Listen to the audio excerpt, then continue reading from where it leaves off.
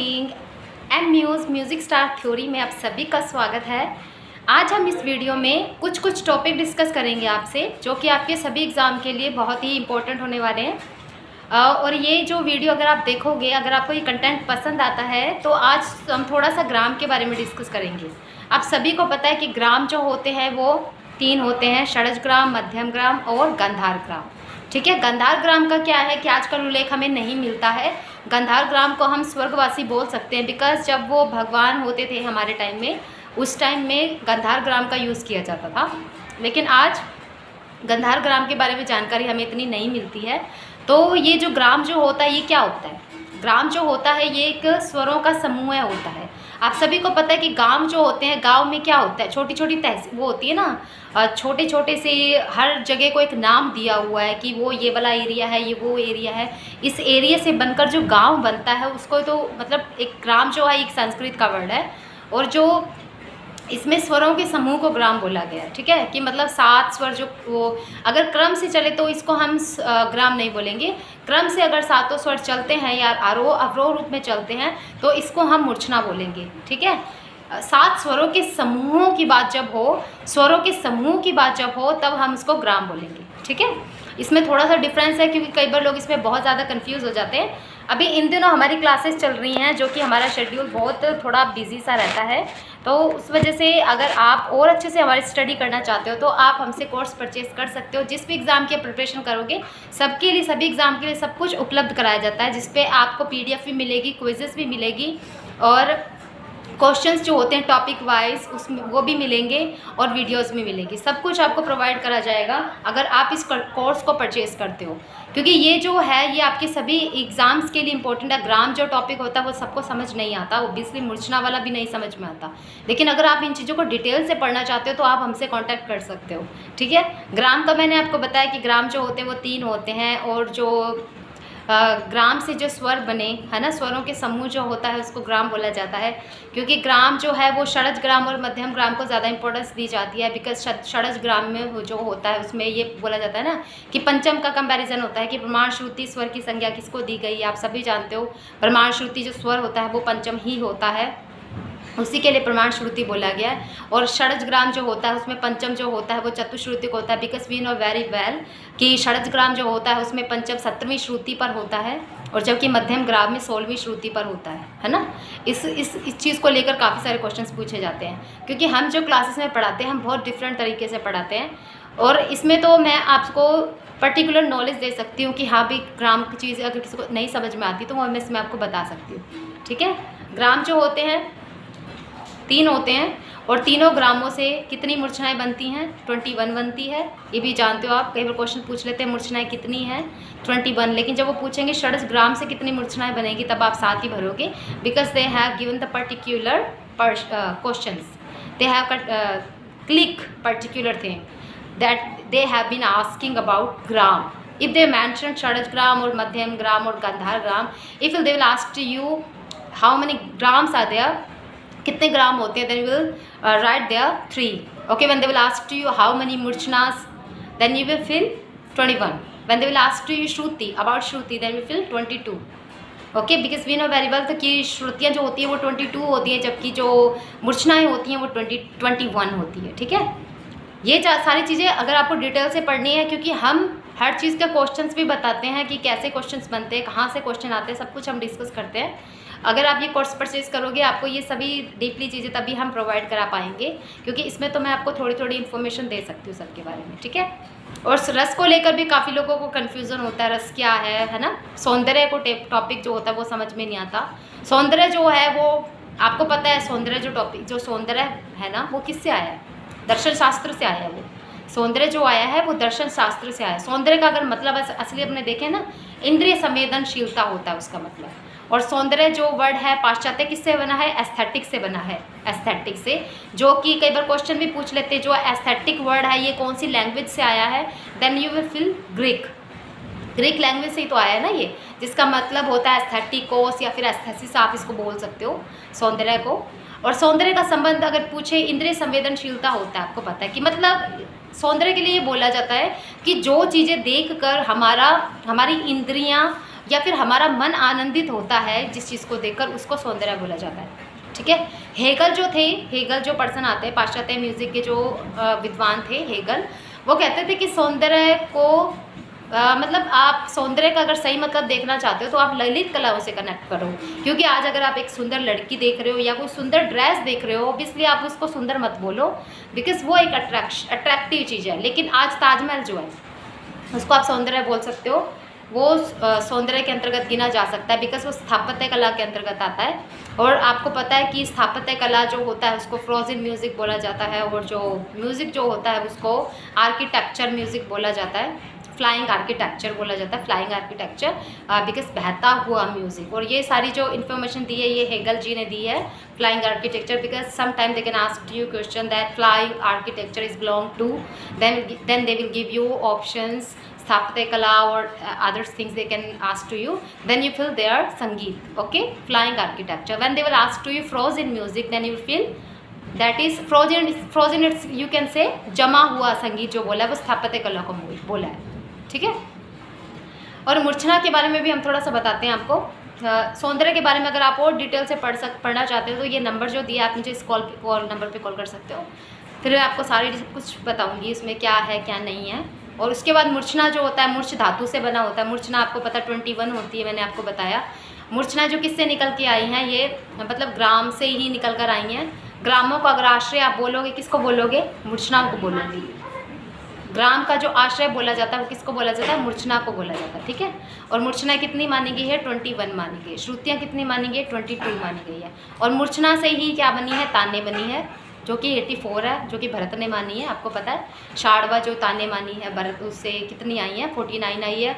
और जो ओड़वित है वो 35 मानी जाती है। और अगर कई बार पूछ लेते हैं टोटल ताने कितनी मानी है, देन यू विल फील 84 मानी है। ठीक है। मूर्छना से रिलेटेड ये चीज़ें पूछी जाती है। और भी मूर्छनाओं का टॉपिक बहुत बड़ा है। मूर्छना के बारे में षड्जग्राम की मूर्छना आती है, मध्यम ग्राम की मूर्छना आती है। षड्जग्राम और मध्यम ग्राम की मूर्छनाओं के बारे में वो पूछ लेते हैं कभी कभी। तो षड्जग्राम की मूर्छनाएं 7 होती हैं और मध्यम ग्राम की भी 7 होती हैं। ठीक है। वो कई बार क्वेश्चन दे देते हैं आपको कि उत्तर मंद्रा जो है मूर्छना, उसका आरंभिक स्वर क्या है। Obviously we know very well कि उत्तर मंद्रा जो मूर्छना है वो षड्जग्राम से बिलोंग करती है। तो then you will feel there सा। उत्तर मंद्रा जो है वो सा से आई है। रंजनी जो है वो नी से आई है। बिकॉज आपको क्या करना है? सारे गामा पाधा नी, because then you will see that last note is नी, देन यू विल फील नी। Okay. Ranjani you can connect this word नी, then you will feel there नी। बिकॉज आपको अगर स्टार्टिंग का वर्ड पता है, लास्ट का आप आराम से बता सकते हो। वो लास्ट का ज़्यादा नहीं पूछते हैं, वो हमेशा ये पूछते हैं कि उत्तर मंद्रा मूर्छना का आरंभ किससे होता है, या फिर अभिरुद्धगता मूर्छना का आरंभ किससे होता है। तो अगर आपको इसका सीक्वेंस याद है आप आराम से कर सकते हो। उसी तरीके से मध्यम ग्राम की भी होती है। सौबीरी, हरिणाश्वा, कलो, पनवा, शुद्ध मध्यमा, मार्गी, पूर्वी, हस्यका, ऐसी होती है ना, 7 मानी जाती है। और जो षड्जग्राम की होती है वो होती है उत्तर मंद्रा, रंजनी, उत्तरायता, शुद्ध षड्जा, मत्स्यक्रांता, अश्वक्रांता, अभिरुद्धगता, है ना, 7 होती है ये भी। और गंधार ग्राम की भी, इसमें गंधार ग्राम की भी होती है। आपको गंधार ग्राम की भी डिस्कस करेंगे, क्योंकि कई बार वो पूछ लेते हैं कि इसमें से गंधार ग्राम की मूर्छना कौन सी है। गंधार ग्राम की भी हम आपको सब कुछ सारा कुछ डिटेल में पढ़ा देंगे, कोई दिक्कत आपको नहीं आएगी। अगर आप हमारे कोर्स वगैरह परचेज़ करना चाहते हो, अगर आप UGC नेट की प्रिपरेशन और अच्छे से करना चाहते हो तो इस नंबर पे आप हमें कॉल कर सकते हो। क्योंकि UGC नेट के बैच अभी स्टार्ट कर दिए हमने, जिसमें सभी आपको पता है हमने ग्रुप पे ऑलरेडी फ़ोटोज़ डालते हैं हम उन लोगों की जो हमसे कनेक्ट हैं। अगर आप और अच्छे से रीडिंग करना चाहते हो, स्टडी करना चाहते हो, हम आपको बेस्ट चीज़ देंगे। ऐसा नहीं है कि हम जल्दबाजी का काम कर रहे हैं या फिर एक चीज़ से पढ़ा कर आपको दे रहे हैं। आपको करेक्ट चीज़ देंगे, अच्छी चीज़ देंगे, जो आप खुद लिखोगे तो आपको चीज़ें समझ में आएंगी। ठीक है। पता है आपको कि स्वर्गवासी गंधार ग्राम को बोला जाता है। कई बार क्वेश्चन पूछ लेते हैं स्वर्गवासी ग्राम की संज्ञा किसको दी गई है? गंधार ग्राम को दी गई है। और जो ग्राम का सबसे पहले उल्लेख जो किया है वो मतंग जी ने किया है। ग्राम के बारे में जो जानकारी दी है मतंग ने दी, आपको पता है। राग के बारे में भी सबसे पहले मतंग ने बताया। राग शब्द का सबसे पहले उल्लेख जो मिलता है वो हमें मतंग के वृद्धदेशी ग्रंथ से ही मिलता है। मूर्छना का उल्लेख हमें किस काल से मिलता हुआ आ रहा है? वैदिक काल से। वैदिक काल में अगर आप देखोगे एक उत्तर मंद्रा मूर्छना जो है षड्जग्राम की, उसका उल्लेख एक तैत्तरीय उपनिषद है ग्रंथ जो कि उसमें मेंशन किया हुआ है। वैदिक काल से ही हमें मूर्छनाओं के बारे में इंफॉर्मेशन मिलती है। मूर्छना जो टॉपिक है बहुत बड़ा है। और मतंग का भी पता है आपको, 12 मूर्छनावाद आता है। 12 मूर्छना उन्होंने एक लाइन में 12 स्वर लिए हैं, है ना, 12 मूर्छनाएँ उन्होंने, मतलब एक लाइन में 12 स्वर उन्होंने लिए हैं। और उनका जो क्रम भी कई बार पूछ लेते हैं कि मतंग के द्वादश मूर्छनावाद का क्रम क्या है, तो आपको पता है ना, आरोह आत्मक है।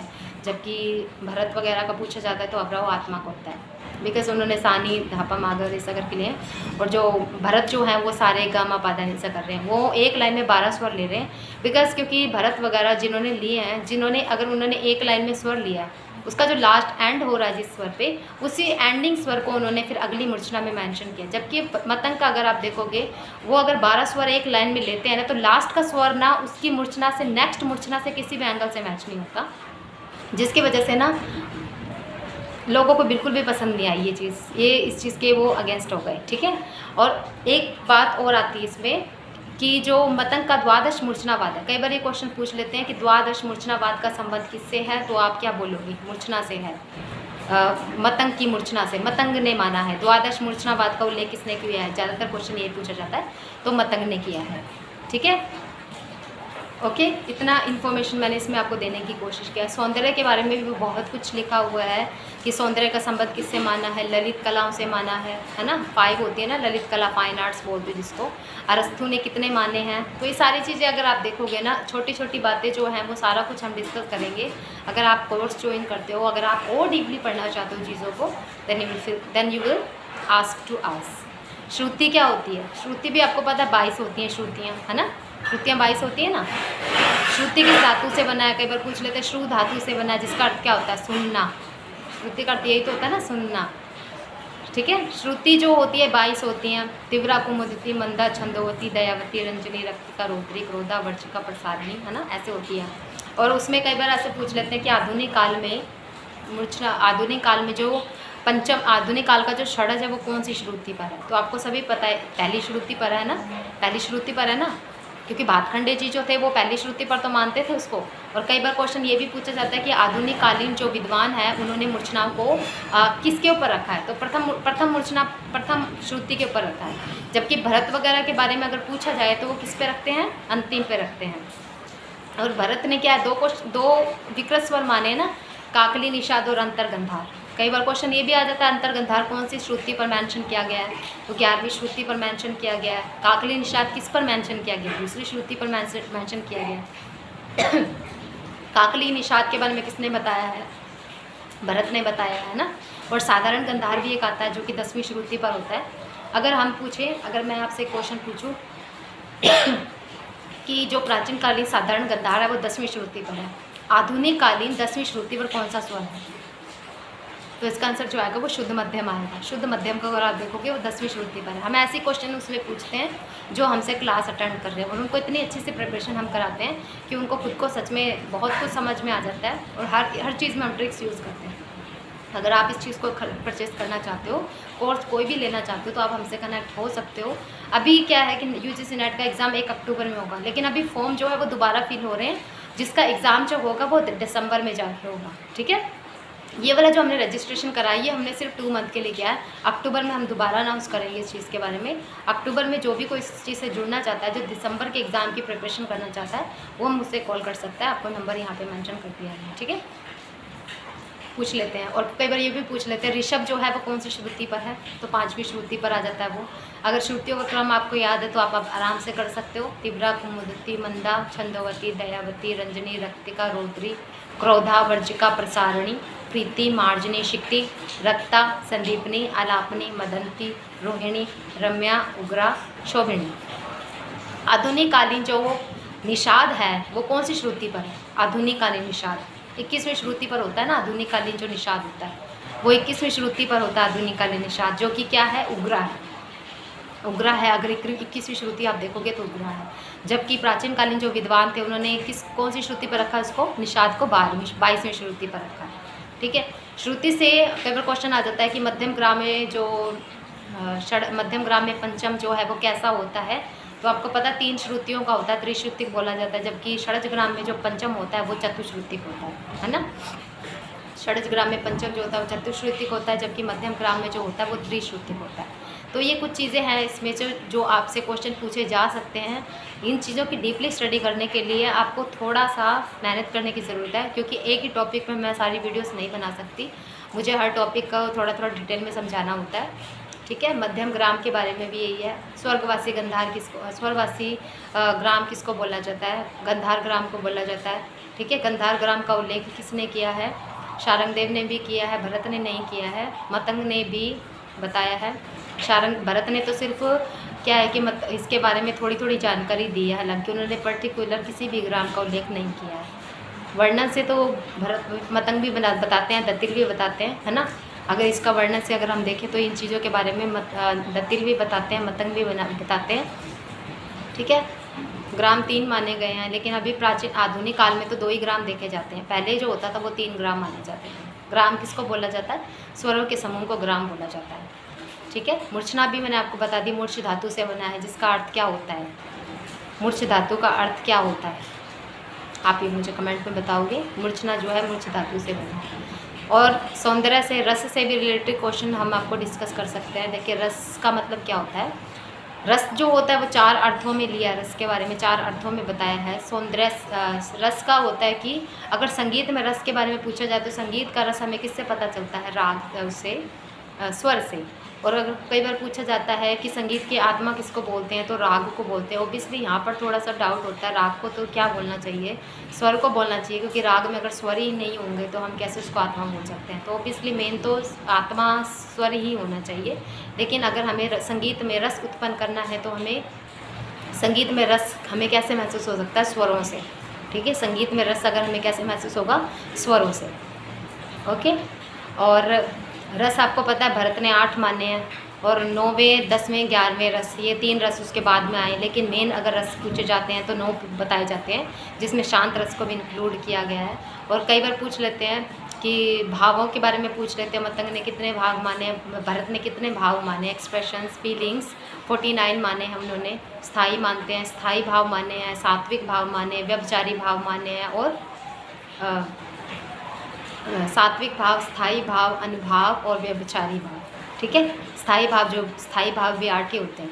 स्थाई भाव के साथ ही उन्होंने मतंग ने उसको कंपैरिजन किया है रस को। ठीक है, रस अगर पूछा जाता है ना कि भरत ने रस कितने माने, भरत ने रस 8 मेंशन किए हैं।